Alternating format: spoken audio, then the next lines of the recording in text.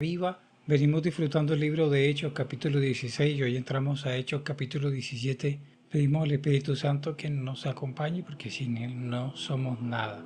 Y el capítulo 17 va a hablar acerca del alboroto en Tesalónica. Pasando por Anfípolis y Apolonia, llegaron a Tesalónica. Todos estos son ciudades de Macedonia. Y llegaron allá a Tesalónica, donde había una sinagoga de los judíos. Este era uno de los caminos que ya existían por parte del Imperio Romano. Y una vez ahí en Tesalónica dice que Pablo, como acostumbraba, fue a ellos y por 3 días de reposo discutió con ellos. Yo te recomiendo que traigas tu Biblia, no te acostumbres solamente a escuchar, sino trae tu Biblia, búscala donde la tienes y tráela. Vamos a meternos todos en Hechos capítulo 17. Te espero. ¿La traíste? Perfecto. Entonces dice que acostumbraba ahí estar discutiendo por ellos y por 3 días de reposo discutió con ellos. ¿Qué significa 3 días de reposo? Los días de reposo eran, pues ustedes saben que era el 7.º día. Eso significa que estuvo ahí por 3 semanas. Y él esperaba el día del reposo porque el día del reposo era cuando los judíos acostumbraban ir a leer la Torá y a orar juntos. No solamente los judíos, sino también los prosélitos. En este caso, personas que no eran necesariamente judías, pero que tenían esa empatía por el judaísmo y eran de pronto de otra lengua o de otra nacionalidad.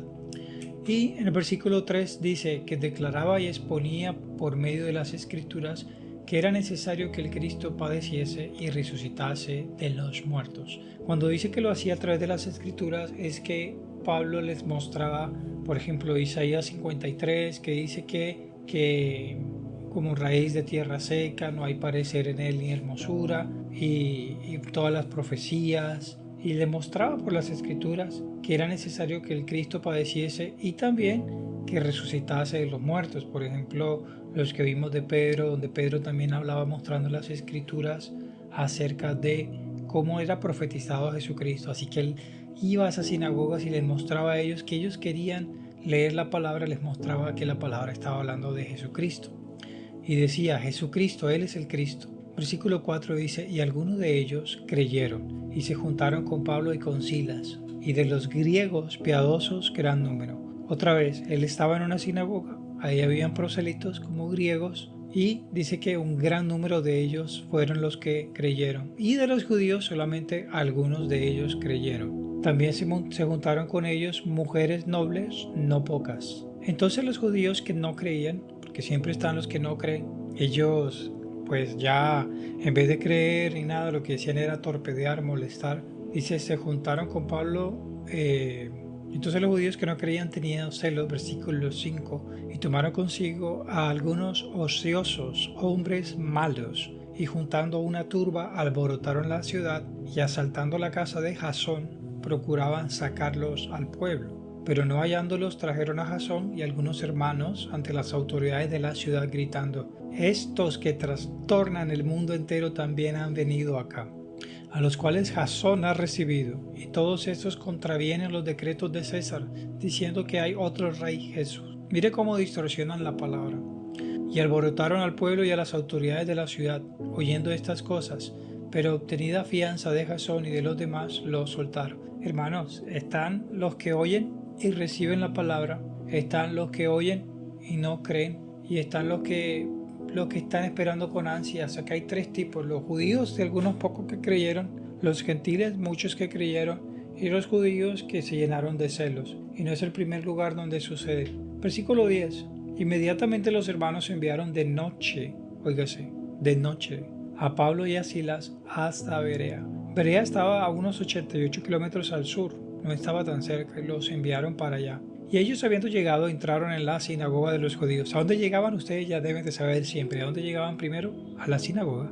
Y bueno, y dice la palabra, versículo 11, y estos eran más nobles que los que estaban en Tesalónica, pues recibieron la palabra con toda solicitud, escudriñando cada día las escrituras para ver si estas cosas eran así.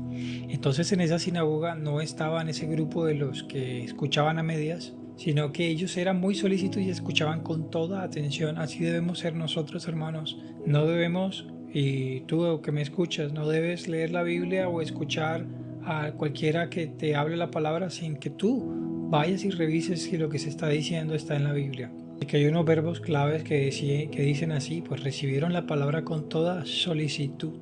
Esto habla de la actitud. Si queremos saber del Señor necesitamos toda esa solicitud. La solicitud tiene que ver con la capacidad para dedicarle tiempo, para dedicarle esfuerzo.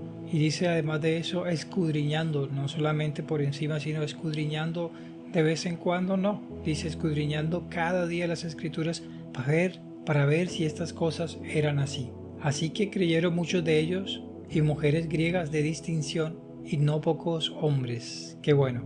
Versículo 13. Cuando los judíos de Tesalónica, estos que si no eran solícitos, sino que eran celosos y que ya habían armado alboroto, cuando los judíos de Tesalónica supieron que también en Berea era anunciada la palabra de Dios por Pablo, fueron allá y también alborotaron a las multitudes. Imagínense, se pegaron ese viaje de más de 80 kilómetros para torpedear y para dañar la obra de Dios. Siempre van a haber aquellos que van inclusive a utilizar recursos para torpedear las cosas de Dios, y su celo religioso era muy grande. Pero inmediatamente, también dice así, los hermanos enviaron a Pablo que fuese hacia el mar, y Silas y Timoteo se quedaron allí. Entonces Silas y Timoteo se quedaron ¿en dónde?